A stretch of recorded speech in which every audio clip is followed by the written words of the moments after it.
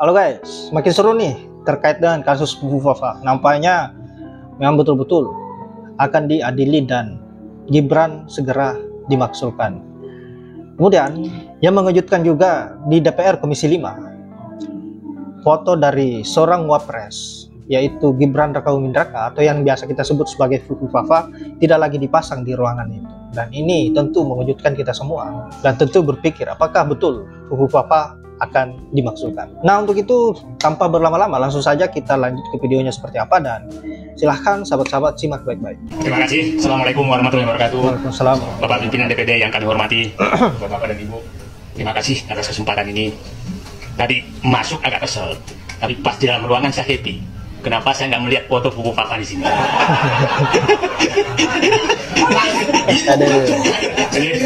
Bukan sindir lah. Dia tahu kita mau datang mungkin kan.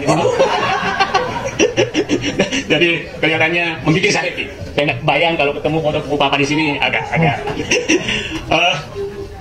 Saya hanya menyatakan kita 10 tahun dipimpin oleh presiden yang diawali dengan kebohongan SMK dan kehancuran yang dibikin sangat dahsyat. Jangan lagi kita dipimpin oleh selain pembohong, kasar, dan lain-lain yang berkaitan tadi. Turunan dari yang lalu. Tambahan dari turunan dan tambahan. Kalau hanya turunan sama nih, turunan dan tambahan yang lalu. Karena sudah sangat demikian dan dirancang oleh keluarga dia. Dan kita semua hanya diam pasrah menerima ini. Saya tidak terbayang 280 juta orang dipimpin oleh manusia yang karakternya sudah dijelaskan sangat ini tadi. Pertanyaan saya di depan anggota Dewan yang terhormat, saya tidak bisa membayangkan negeri ini kalau terjadi apa-apa terhadap Prabowo dan kita dipimpin oleh Gibran. Saya tidak bisa terbayang. Setiap saya melihat langkahnya, saya kok ada pemimpin negara besar seperti ini dan kok saya menjadi rakyatnya. Saya kok apakah saya memang jauh sekali lebih rendah dari dia gitu loh. Itu yang selalu terbayang di hati saya. Jadi saya pada kesempatan ini saya mengusulkan ke anggota ke DPD yang terhormat agar ke depan betul-betul periksa kejiwaan baik-baik calon pimpinan kita, karena kita kecolongan lagi yang sangat dahsyat, kecolongan konstitusi, kecolongan psikologis, kecolongan macam-macam. Nah, apa yang terjadi kalau ini berlanjut? Bapaknya saja yang pembohong dan janji palsu tidak bermimpi ketemu Syahrini gitu kan. Mungkin apalagi anaknya membuat banyak sekali kesulitan rakyat lewat PSN penggusuran skala nasional. Ini terjadi seluruh Indonesia. Saya nggak takutnya kalau anaknya ini menjadi pemimpin maka negara ini dijual. Itu saja. Terima kasih. Assalamualaikum warahmatullahi wabarakatuh. Pagi ini saya memperoleh press release atau siaran pers dari Bara Kemang. Apa itu Bara Kemang? Bara Kemang adalah Barisan Rakyat untuk Kedaulatan dan Kemandirian Bangsa. Isi dari siaran pers ini adalah proses pemakzulan Gibran segera. Pada Senin 28 Oktober 2024, puluhan tokoh yang tergabung dalam Barisan Rakyat untuk Kedaulatan dan Kemandirian Bangsa atau Bara Kemang telah menyampaikan aspirasi kepada pimpinan DPD RI di Komplek Parlemen Senayan, Jakarta. Salah satu tuntutan utama Bara Kemang adalah agar DPD, ya Dewan Perwakilan Daerah, ini para kumpulan para senator, kemudian DPR dan MPR segera memproses pemakzulan Wapres Gibran Rakabuming Raka. Anggota Bara Kemang antara lain terdiri dari kalangan aktivis, ulama, cendekiawan, purnawirawan, emak-emak, pegiat demokrasi, dan pimpinan ormas yang berasal dari berbagai daerah. Dalam audiensi yang berlangsung hampir 2 jam, DPD RI diwakili oleh Wakil Ketua DPD Tamsil Linrung dan 3 pimpinan Komite DPD. Sedangkan wakil-wakil Bara Kemang antara lain adalah Refli Harun, Marwan Batubara, Mayor Jenderal Purnawirawan Sunarko, Antoni Budiawan, M. Said Didu, Roy Suryo, Rizal Fadilah, M. Mursalin, Tifauzia Tiasuma, Safril Sofyan, Musni Umar, dan lain-lain. Bara Kemang menilai bahwa secara moral, legal, dan konstitusional Gibran sudah sangat layak untuk dimakzulkan, terutama karena terkait dengan skandal akun kasus Fufu Fafa. Akun Fufu Fafa ini yang diyakini milik Gibran kerap menyerang lawan politik, terutama Prabowo Subianto dan keluarga, mengumbar kata-kata mesum dan jorok kasar, melecehkan dan menghina orang lain, dan sering mengakses situs porno. Secara moral, Gibran dipercaya telah mempertontonkan sikap dan perilaku buruk, amoral, dan melecehkan orang, serta bahkan diduga psikopat dan abnormal.